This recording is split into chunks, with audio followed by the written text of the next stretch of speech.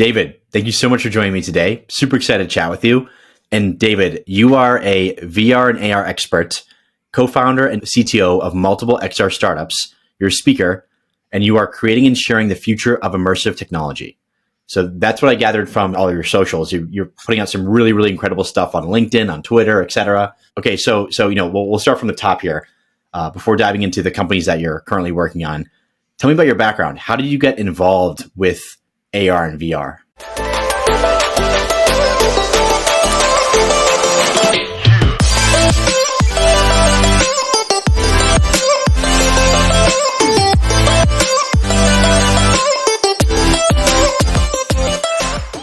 Thank you for the invitation, Andrew. Hello, everybody. So in my case, it was kind of like jumping from one to other. I studied mathematics, the cryptography, and during the study, I started to experiment with the programming some applications and stuff, and then I jumped into the mobile development. I was doing a lot of Android and iOS development, and I was actually living by that, working in big companies with multiple applications. And one day I was starting to experiment with the AR. It was kind of like similar to Android development. It was the base on it. It was the 2014, 13. And then we were able to get like literally a deal which was involved in the AR application. It was like one of the first AR in the mainstream applications. Got me hanged. So I started to work on that, and we started the new department in the company. I was leading the department. We were working more on VR, AR. And then in some point, I kind of had the need to grow even on the other aspects. So I started my own company with my business partner, and that's almost 4 years ago. And right now we started one company called Your Agency B2B, and then other companies which are specializing on different part of the XR world. Very cool. Okay, so take me back to when you first were discovering AR, VR. Which one did you discover first? And what was the spark of that interest where you're like, oh my gosh, I can use it for so many business applications? Or was it more of like an entertainment and like gaming kind of use case? Yeah, like both were with the phones. It was mobile VR and mobile AR. I think actually first was mobile VR, where I was trying some cardboard 360 use, but it wasn't like the thing I would say, okay, that's the best thing I want to do. I think the first AR experiments with the Vuforia and AR Toolkit and the other first frameworks with the AR, which was just to take it and implement it into what I already was doing, which was mobile development.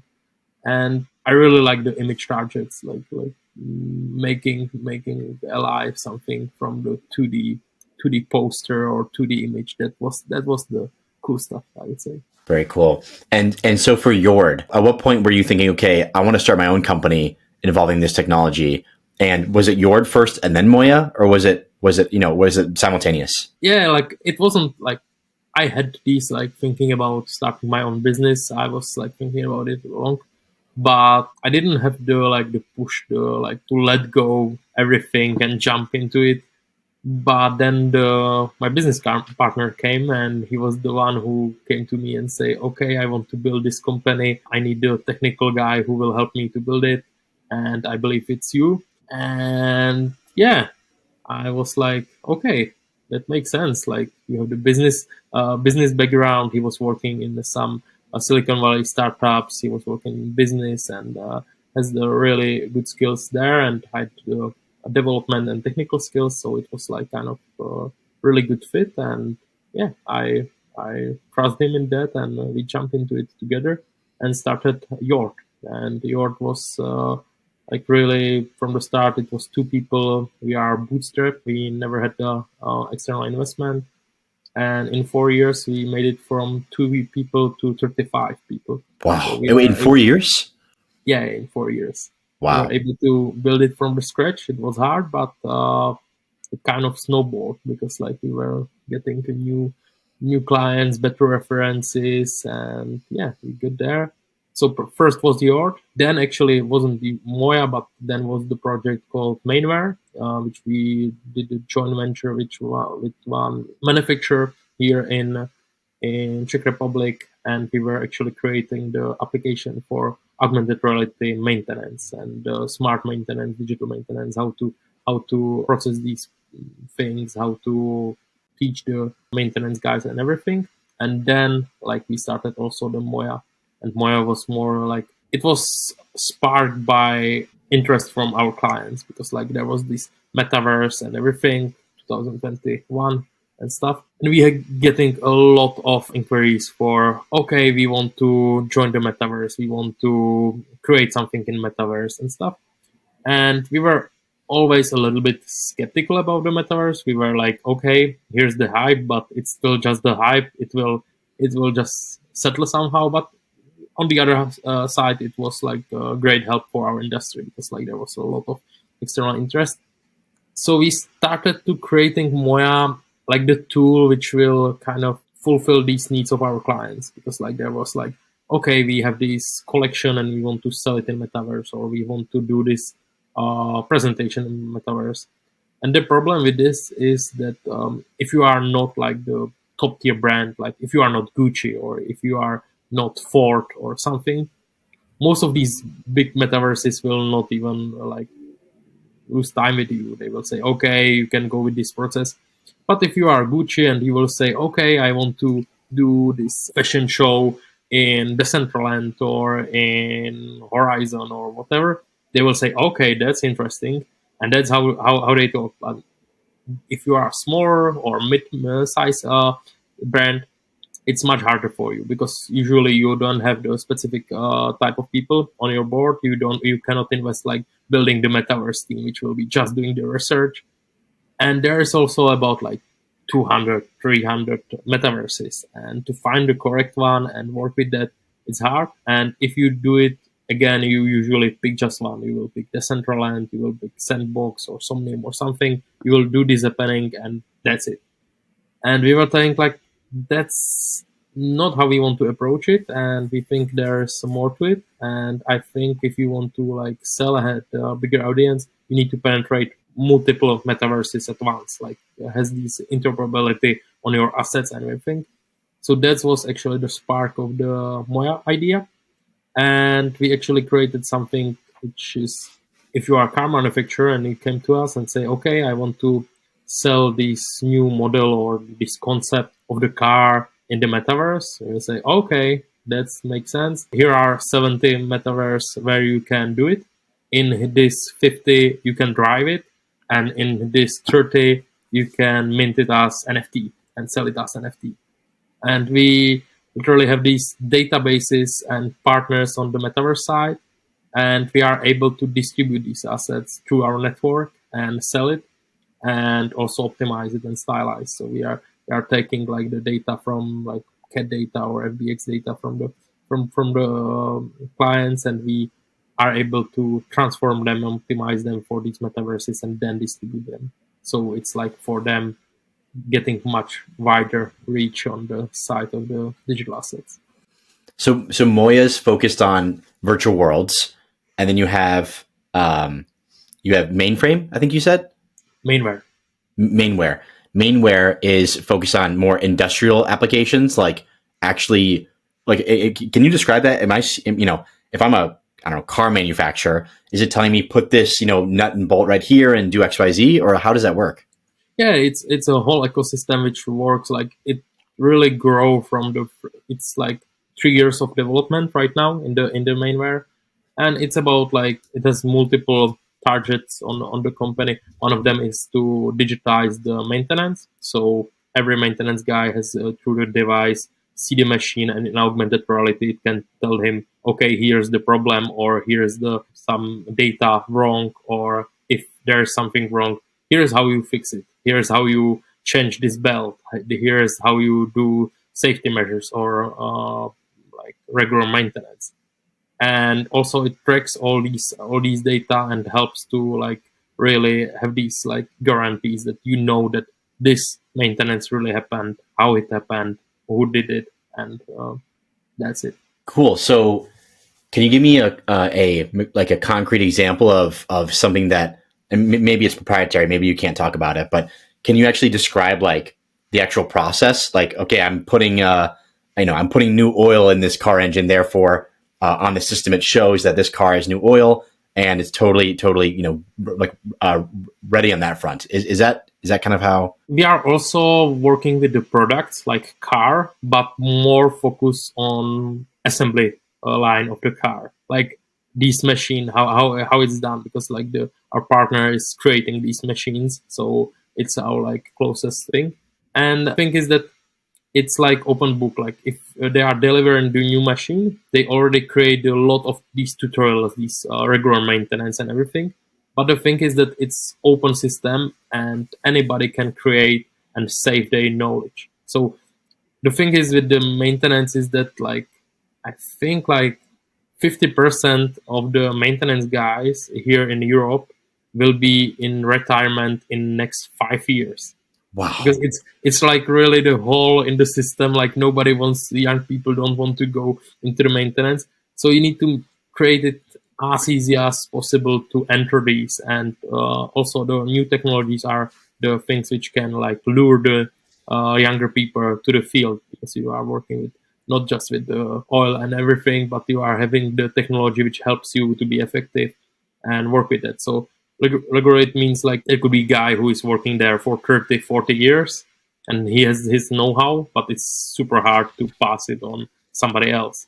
So this application is about to like create an augmented reality. You can really literally touch on the machine and showcase, okay, you need to unscrew this screw, you need to move it here, you then need to wait because there's oil which needs to be emptied and stuff like that. And you can do these processes and digitalize them, and yeah, that's the main idea. And right now it's also like more and more, because like even the big corporations right now like getting to something which is called like industrial metaverse, digital twins and everything. And a lot of companies are investing in that, kind of starting to realize that that's important for them and how they will work. And is this technology, is it live today? Like, is it able to function? Mainware, is it able to function at like its top level, or is it still experimental? No. Like I think like we had the like paid customers from like 2.5 years ago. Like Oh we are wow, still building it, and it's working. Yeah, but it's very still cool. like long process, because like on the start it was really aimed a lot on this augmented reality. Then we also had the like the virtual reality, but we find out that we need to also fill the holes on the like process things. So we need to have the web interface, you need to have this planning of tasks and everything. So we literally like redoing kind of really simplified Jira there. Wow. So okay, so Moya's focused mostly on virtual reality. It seems like mainware is virtual and augmented reality. Our goal or our mission is to like bring the metaverse to these brands and help them there. But one of the kind of the metaverse, or how I perceive it, also is the real time, real life metaverse, which is like augmented reality. Like if you think about the Pokemon Go and stuff. And that's also that where Moya is really active. We are partnering with the big brands and celebrities, and we are actually by this working with them and creating augmented reality merchandise. So first, it's actually the like the for most of the people, it's like easiest to understand, because like if you tell somebody who is not experienced in the augmented reality, virtual reality, and tell them, okay, here's the digital world, and you will be selling their digital stuff which are just like bytes of code and something, and they will not hold anything, is harder for them to grasp. But right now with the NFTs and everything, it's getting better. So that's how we are usually starting. We take the brand, we start with this digital, like physical t-shirts or merch, and adding the digital layer over them. And then it's just a step to say, okay, this was a success. Let's do it also in the total digital world. And this is how we have the best experience with that so far. Very cool. Okay, so what is Yord's focus? Because I feel like I understand deeply about Moya and mainware. So Yord does it do a little bit of everything? Yours is like only goal or only common thing is that we want to push these immersive technologies. So we are doing like usually one of the kind projects for every client. So it's like from really customized things. We are doing virtual reality, we are doing augmented reality, we are doing live experiences, we are doing in-store activations and stuff. But all is the common ground is the immersive technologies. It's always virtual reality, augmented reality, Kinects, AI, whatever. What is common with with these technologies, and yeah, and kind of like I would say like the York is the core, and the mainware is the like specialized unit, and the Moya is also they are like more into the products, but the York is the more agency, and we are doing whatever is needed. Very cool. And so I've always had this question to everyone who's deep in the AR VR space. XR. The definition of XR is confusing for me. Is it both AR VR? Is it like a certain type of device that does the both simultaneously and not just like the subsectors? Like what is the definition of XR? Yeah, like I think like it's a bold term. Like I always when I'm speaking about it, like XR, you can explain it like four ways. What does it mean?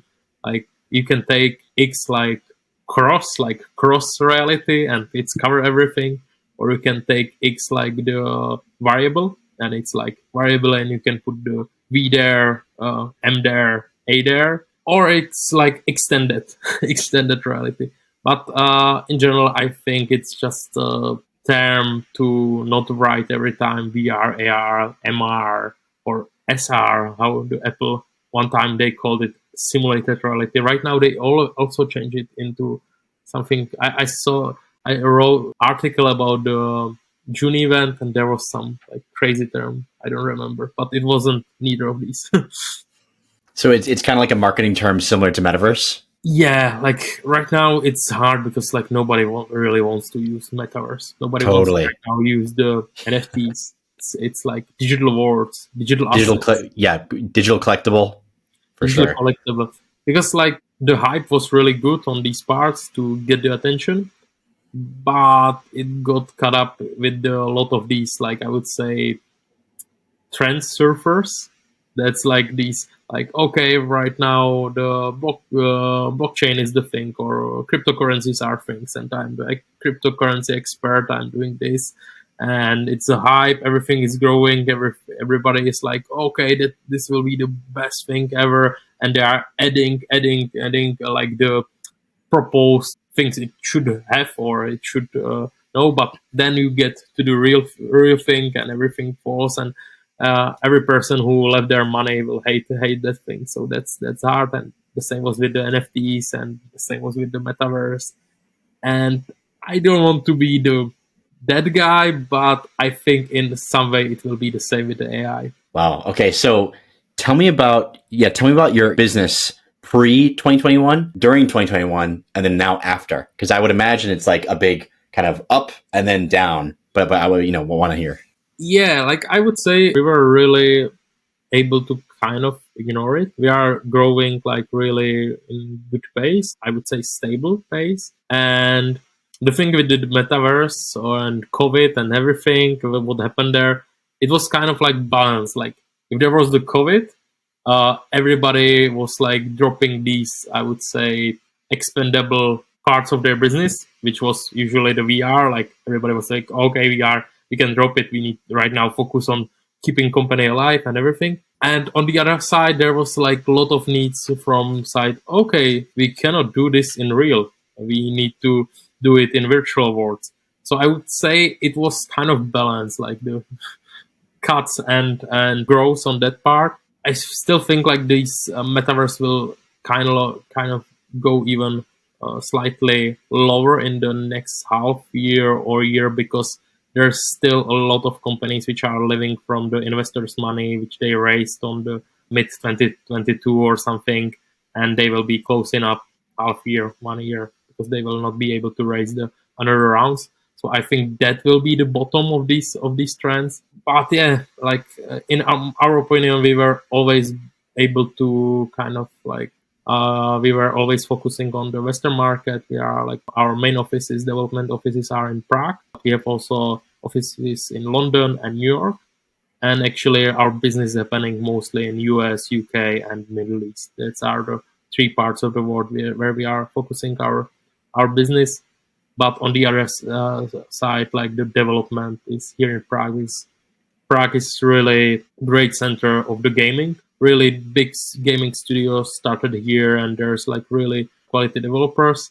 And that's actually kind of change in the VR AR, because like it's almost the same technology, gaming and VR, because you are using the similar engines and everything. So that was why Prague also happened to be the AR VR center. Like you have the guys from Beat Saber is from Prague, Neos VR, Somnium, Lift TV, everybody's Diver, everybody's here in Prague, and really there's a lot of studios and a lot of talented developers. So that's why we are keeping it there. So would you say that the business is still going steady, but was it that kind of like, pre 2021, was it going up and to the right, growing, and then 2021 it boomed, and then now is it still growing now, or are people like, no, metaverse is dead, like we'll talk to you in like 1 year? I would say the metaverse trend went down. There's not so much ask for metaverse, but there's still big ask for digital worlds and for VR AR experiences. And especially there are fields which are kind of like, I would say, established in this, like for example, trainings, like trainings of hard and soft skills is something which kind of, I would say, stick to it, and they are used to it, and that's the business which will not say, okay, we are getting back to like having regular lessons and stuff, because they find out it's much more efficient. The same is with the marketing, like the marketers are used to work with these new technologies because they want to be the first in who has this campaign, who has this experience and everything. And yeah. Very cool. Okay, so I would love to talk about use cases for AR and VR, just because I feel like we're always hearing about and seeing about different use cases, but I'd love to hear from you. So, in your opinion, we'll start with AR first. What will AR not have an impact on? Because I feel like it's going to have an impact in so many industries, and we'll dive into those specifics soon. But like, what will it not impact? Because I'm thinking about the AR like successor of the mobile. Oh, okay. Wait. So wait. Tell me about that. So you think that we will either get rid of or start using our phones less and start using what, augmented reality glasses soon? Yeah. Really? I think it's nature development, because like if you think about it, right now you have mobile phone, and the original design of mobile phone was to making calls. How much time or percentage of usage of your phone is the making of phones right now? It's like 2%, maybe. Yeah, but it's still the same device. It came through, I would say, slight revolution in 2008-7 with the smartphones and the iPhone. It's kind of like get larger, get the bigger media space and everything. But right now, phone is just like portable computer, which like gives you the access to media, to social media, to like games, everything, and like that's it. And but still got stuck on the same design. It's something you are holding in the hand, which has some display, which you are touching and which you are interacting like this, and you need to watch it, you need to bend to see it. And yeah, I think it's kind of like really lame. And I don't think like that's the design you want to stick with for next 10-15 years. That's just no go. Like the evolution is going so fast on all these terms. And I would say like right now, if you say we are 15 years in smartphone era, and we were previously 20 years, 25 years, maybe if you count in the mobile era. And I think with the speed we are used to right now, like everything is shortened and shortened. I think we are past term on the smartphone devices. I think like what happened in last 10 years or 7 years in evolution of the phones, like nothing. Like there's a better camera, there's a bigger resolution.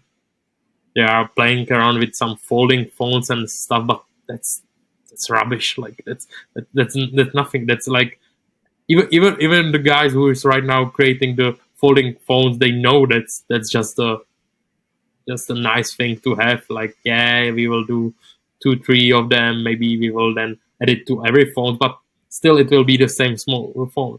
And there's like really lack of these evolutions or revolutions. And yeah, I'm pretty optimistic that the way there is actually to the movement to augmented reality in the face of like lightweight AR glasses. And I think it will be the hard transition. It will be not so smooth like classical phones to smartphones, because like even there was some resistance on the side of many of the older people. It kind of went smooth. Like right now, 15 years after this revolution, I would say smartphone has like 95% of the mobile market. Only 5% of the people has these old phones or some BlackBerries or something.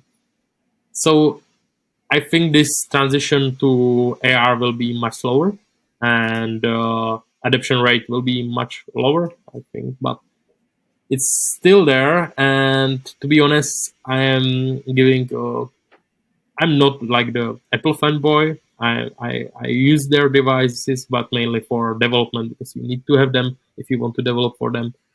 But I have really high hopes in their AR device or glasses, because Apple has the special position in these markets, because they are not usually the first. They are not the first movers. Like they didn't came up with the smartphone, and they didn't came up with the PC.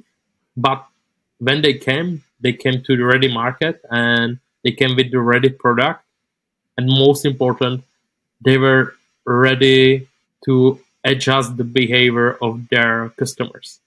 They were able to change their customers and say to them, this is new normal.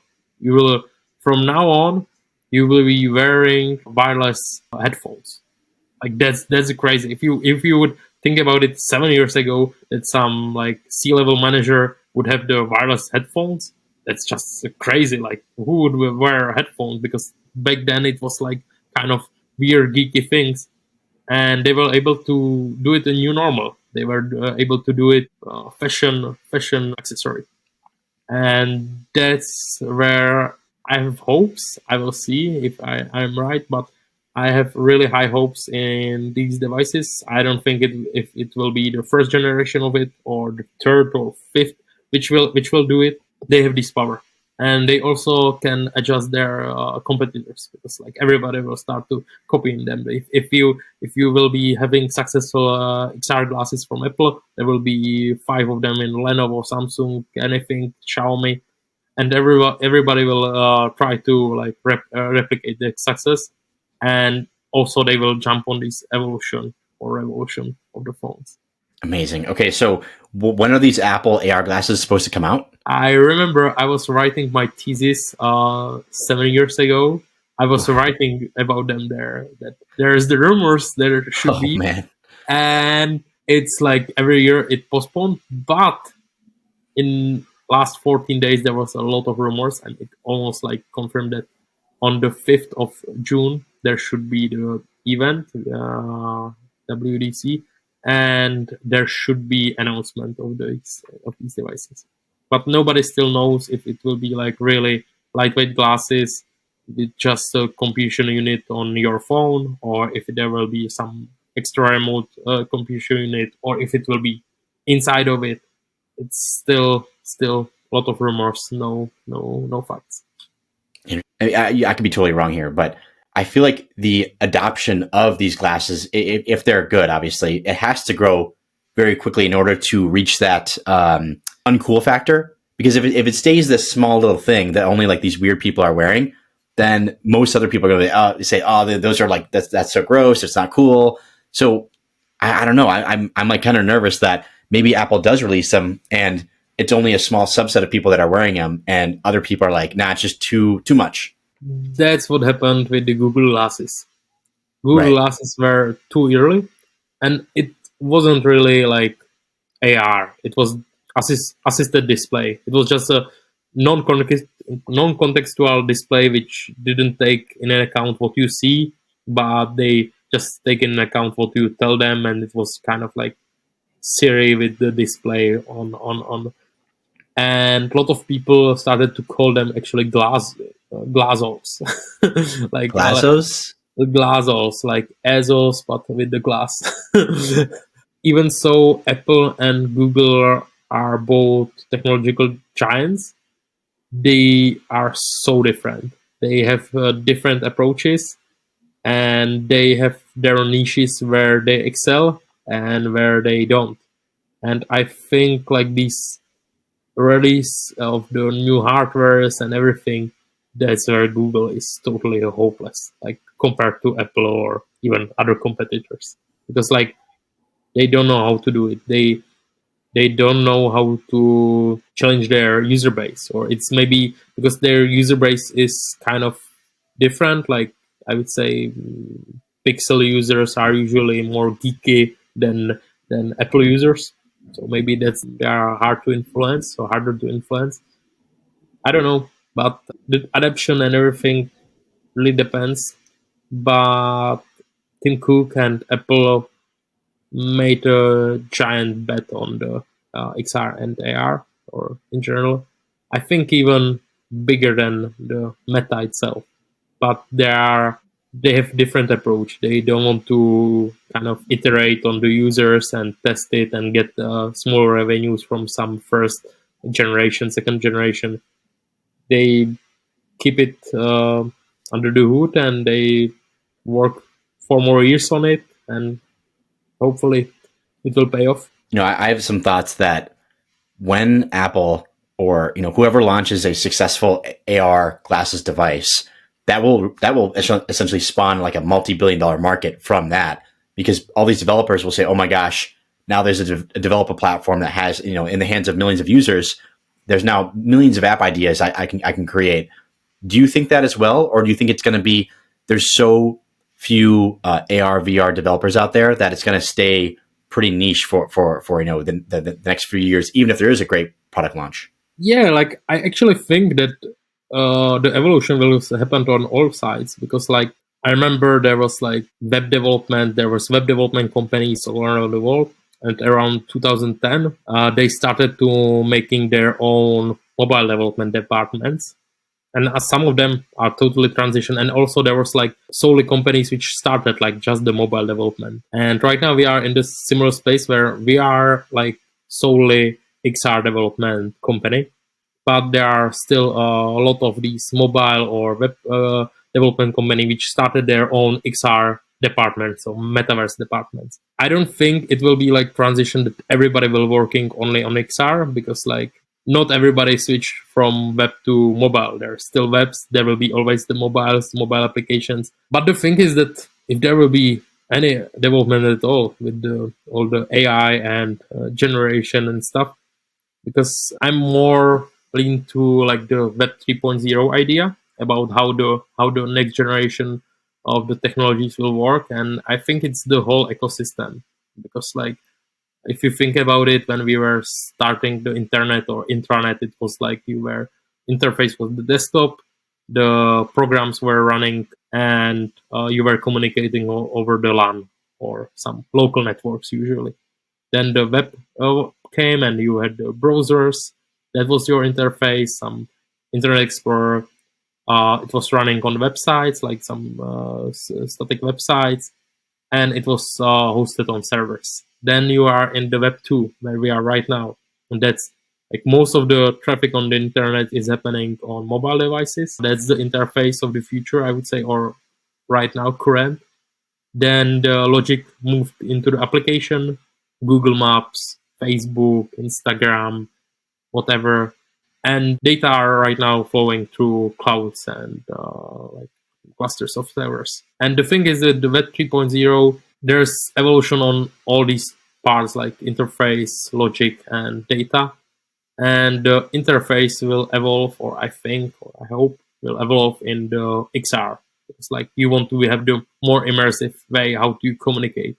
And it doesn't mean that it needs to be always on the VR device. Like you see that even right now, the websites are trying to be more immersive. There's a lot of 3D there. There's like interactions, it reacts, it behaves differently, and logic will move to AI, because like that's the thing. Like, do we really think we will have to write the programs in 5 years? Because right now you are able to tell the AI, I want to create like the calculator, and it will create the application for you in the runtime.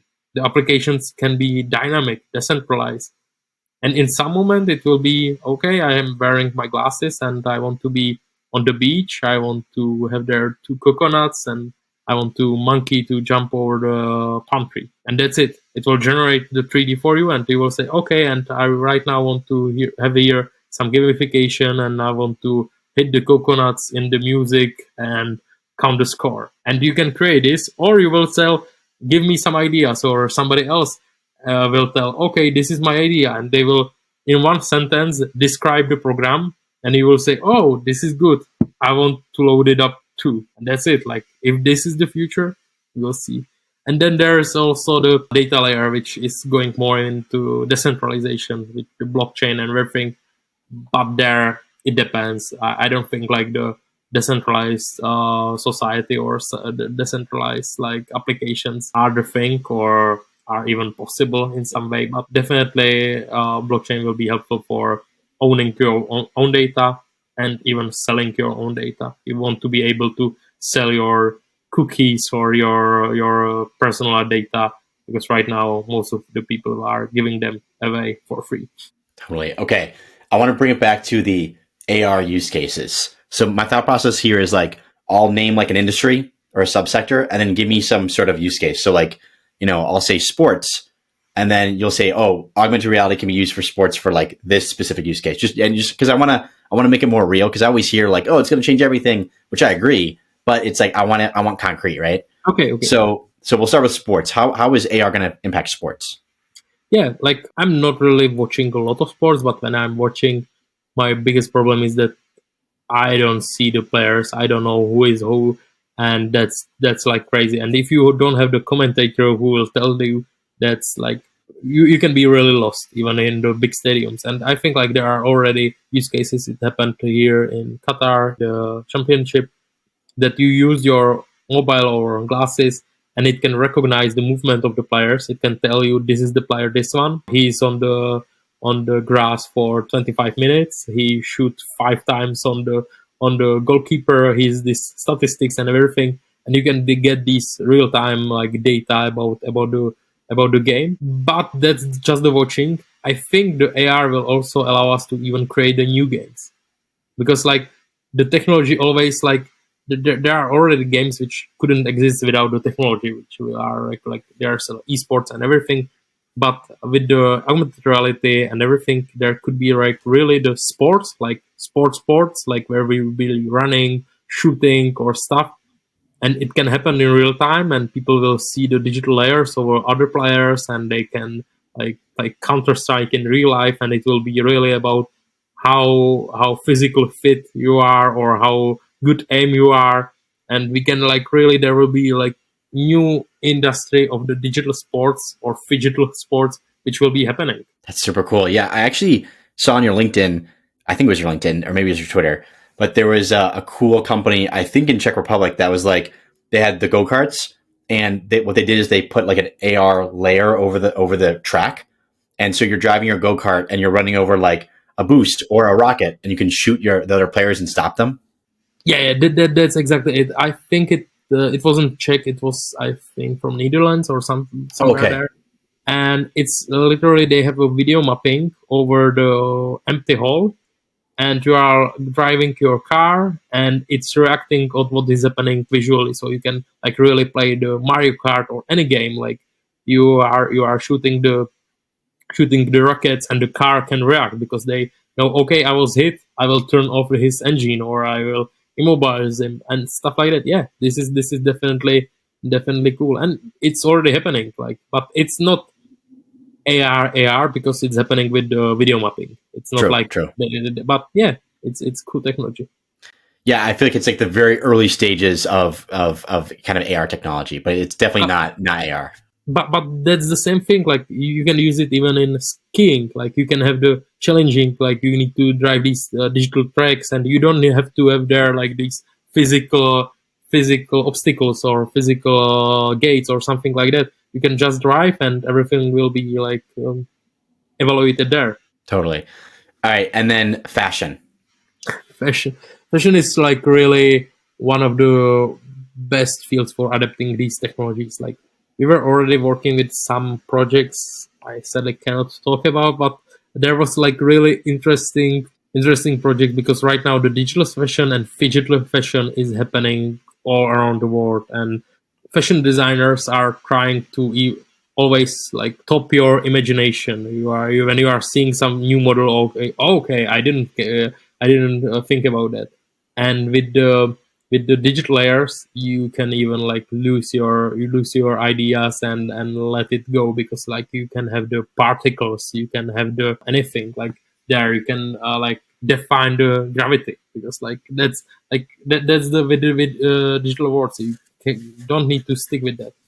I think there's like on the fashion, there's like really big part of totally virtual fashion, and there is this digital fashion. And it really depends if in some case we will have these glasses everybody. If everybody will have the glasses, you can tell, okay, I want to be perceived like this to other people. So you will wake up and you will say, okay, I'm feeling like a Metallica t-shirt because like I like Metallica, and everybody will see the Metallica t-shirt. But then you are going for the business interview or something. So you put the blue color or white color or whatever you want, and everybody will see you like that. So I think like the fashion, and also like right now the fight against the fast fashion, like everybody, if you will have the standardized comfortable t-shirt, you can then change the perception how people see it, see you with it, and you don't need to have them like 20 of them. Wow, that's super cool. I never actually thought of that. Yeah, because I always wear these Lacoste V-necks like over like every single day, and yeah, but I can have, exactly as you said. If I'm going to a business meeting, I can change it to like a suit and tie. If I'm I don't know, going to the beach, I can change it to something that's more kind of cool and crazy, like have wings or something. Who knows what, but that's super interesting. All right, so what about like advertisements? I know this is a big one, and people are always like, "Oh, it's going to be so dystopian," but I'm of the opinion that like if it gets crazy, then people will just either shut that off, or like the crazy dystopian technology, it never gets adopted because people are like, no, it's too freaky. I won't do that. So tell me about advertisements. There's the video. Did you saw the hyper reality? Yes, exactly. Everyone's like, oh, that's so scary. I'm like, that's not going to happen. There's no way. No. That's it. I think like the advertisement will be most influenced by AI actually, because I think the AI, what will happen with the AI is that there will be no standardized advertisement. The thing is that if you see the billboard like buy these knives because there's like nice lady holding them, okay, you will buy them, but in the future the advertisement will be much more targeted. They will like understand your personality, they will understand what you do, how you do it, and it will be much more subtle. Like nobody will want like everywhere the like neon lights like in the hyper reality and everything. I think it will be more about like subtitle, and like don't even know that you saw the advertisement, but you will realize I really need to buy these knives. That's how I think the evolution of the advertisement will go. But on the other hand, like that's actually also the future. Did you see the new song from Gorillaz? No, sorry, it's a song. Gorillaz. Gorillaz is the Oh, band. Gorillas.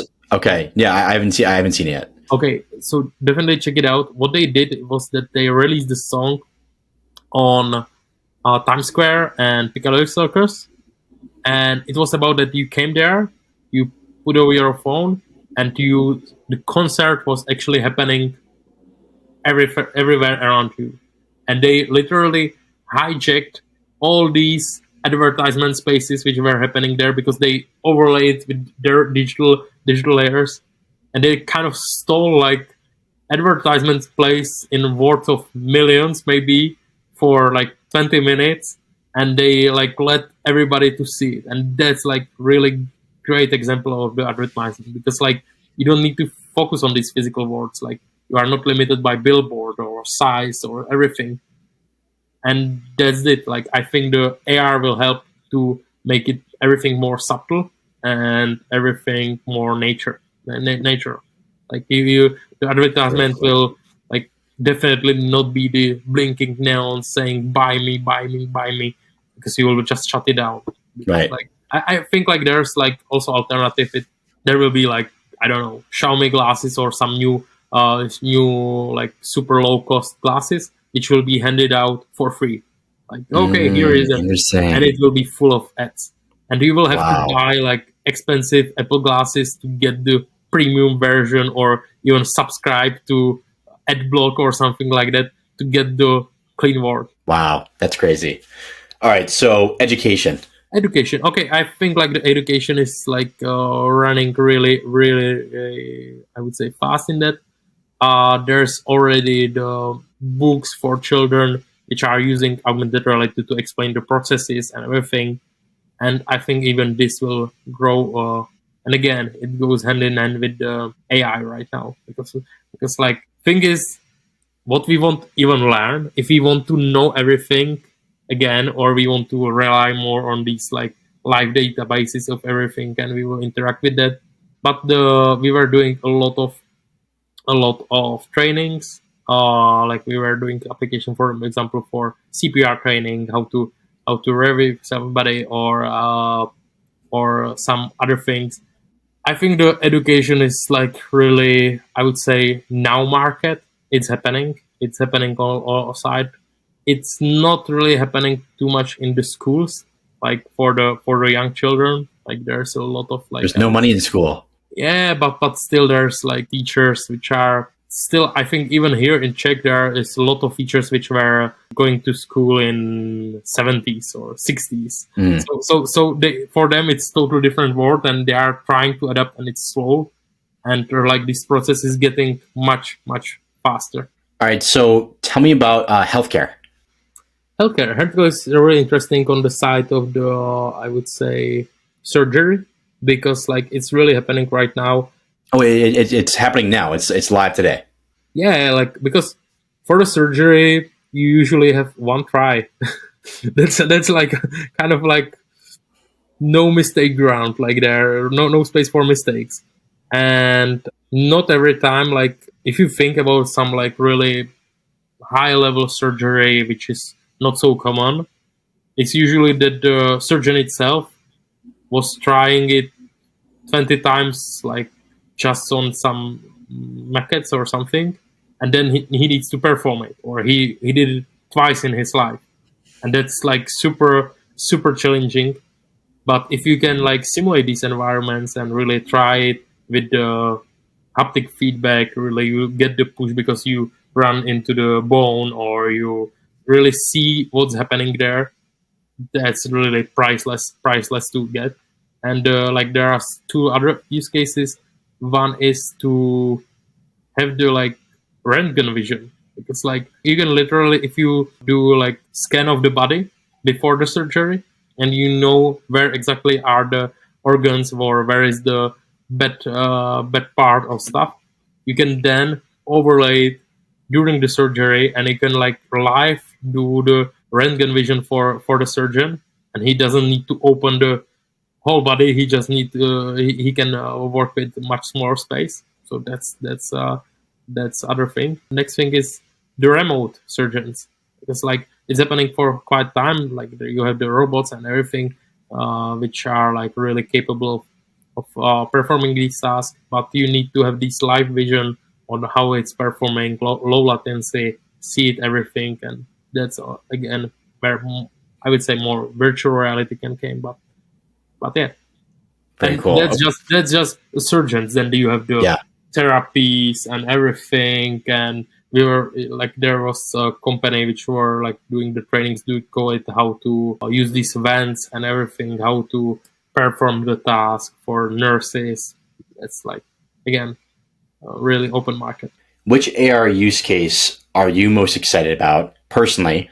And then number two, which AR use case in your mind will create the biggest market or have an impact on an industry? Which will be the biggest business use case? Like, I think like I'm really excited about the idea of the real life metaverse or the like these digital worlds, because like I think it's just allowing your imagination whatever you want, and you can say, okay, right now I'm going to school and I will go through Harry Potter world, or I will go through, I don't know, whatever world, and you can pick your how you will perceive the words, and you can share these words with the like-minded individuals, and you can also like have these like unlimited layers of digital world over the real world, and you can experience them how you want.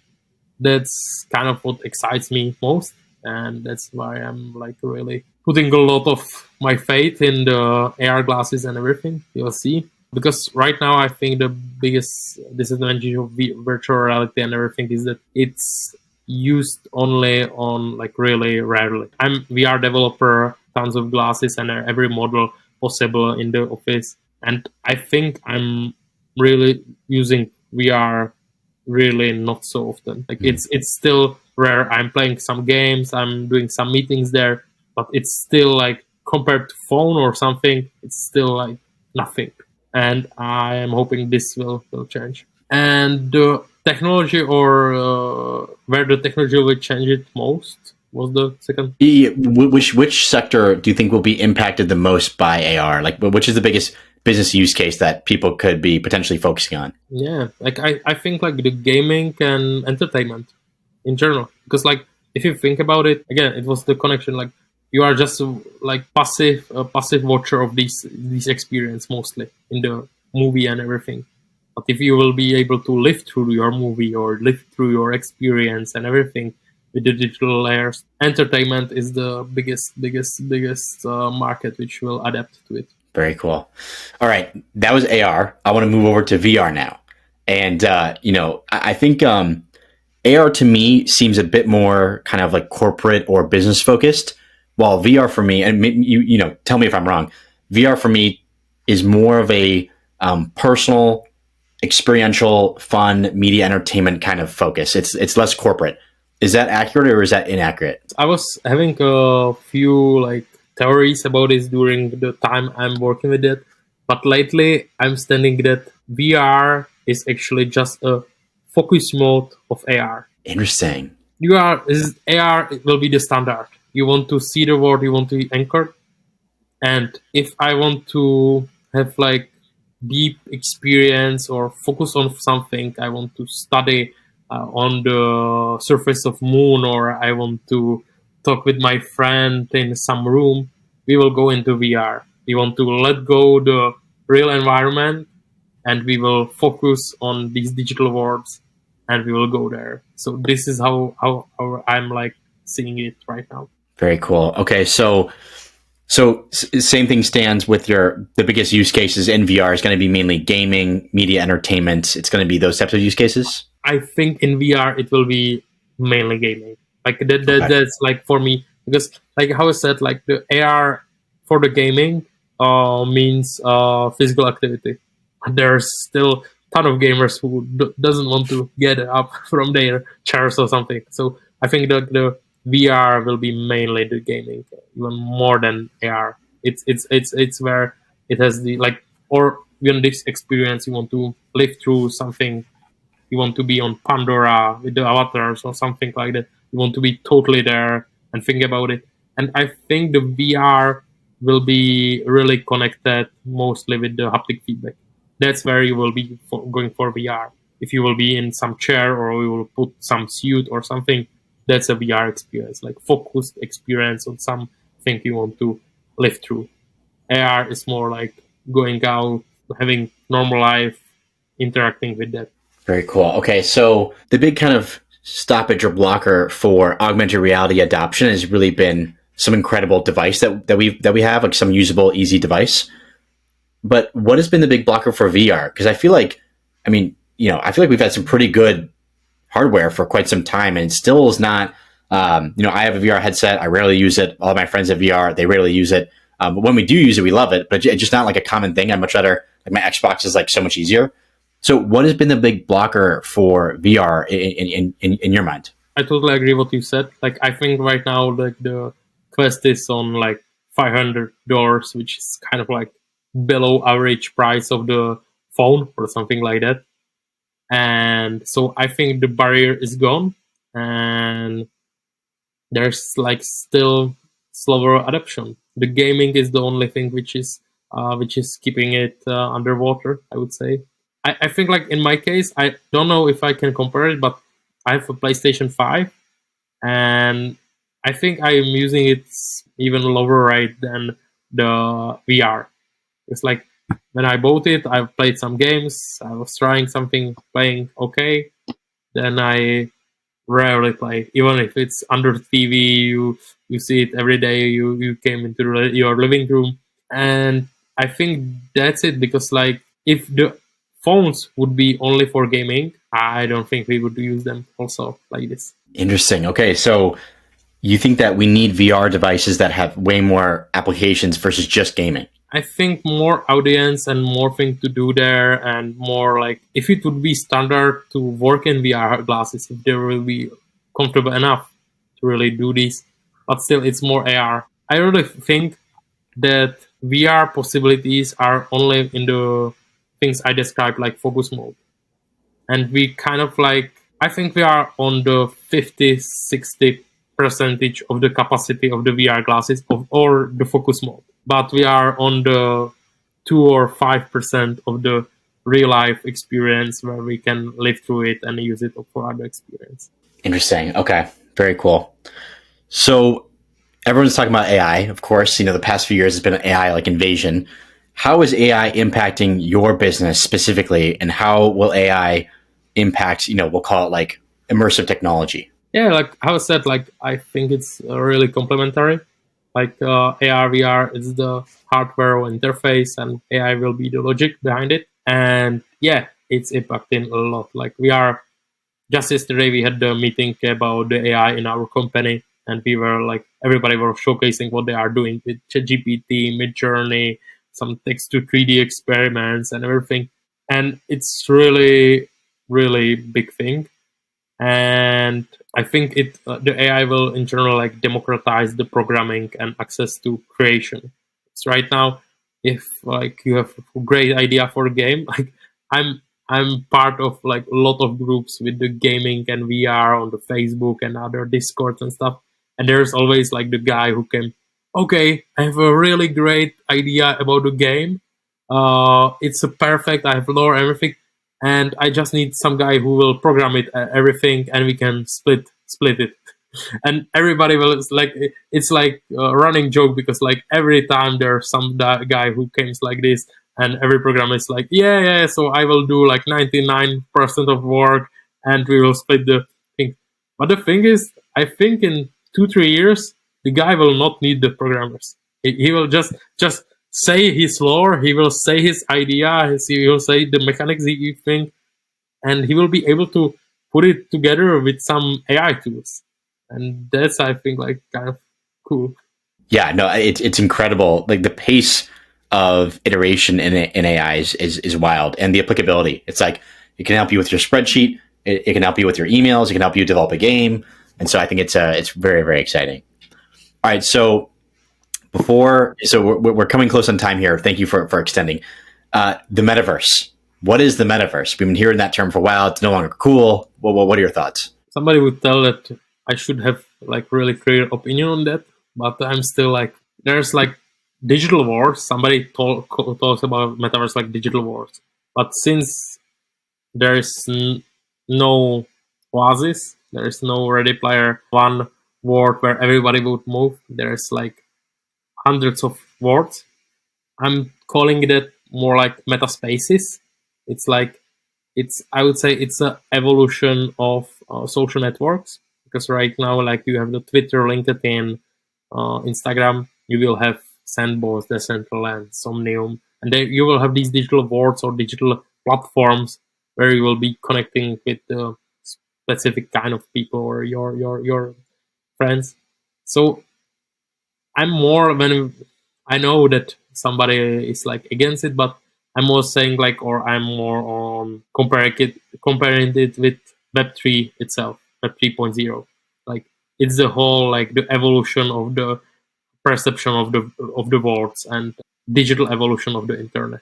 That's that's how I think with that. Somebody tells that that's different from Web 3.0. Yeah, it depends. Like the easiest, if I'm asked one sentence answer, I'm saying it's the evolution of the digital evolution of the internet. Next. I know. I think that makes sense because my definition has changed so much over the years. Before I was like, oh, the metaverse is you have to use blockchain for ownership, and then it was like, okay, well that's one small part of it. There's so much more, and there's certain instances where you don't need ownership.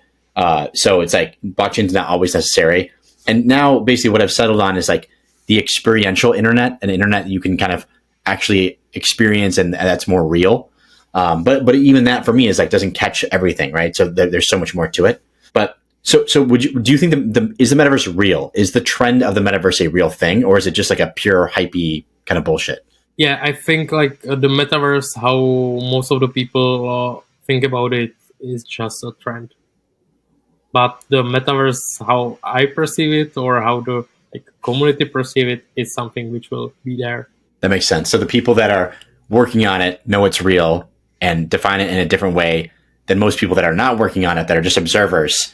That vision of the metaverse is I not. can find like 200, 300 companies which thinks they are making the metaverse. And they are saying, okay, this is the metaverse. This is the next big thing. Everybody will be going to our metaverse.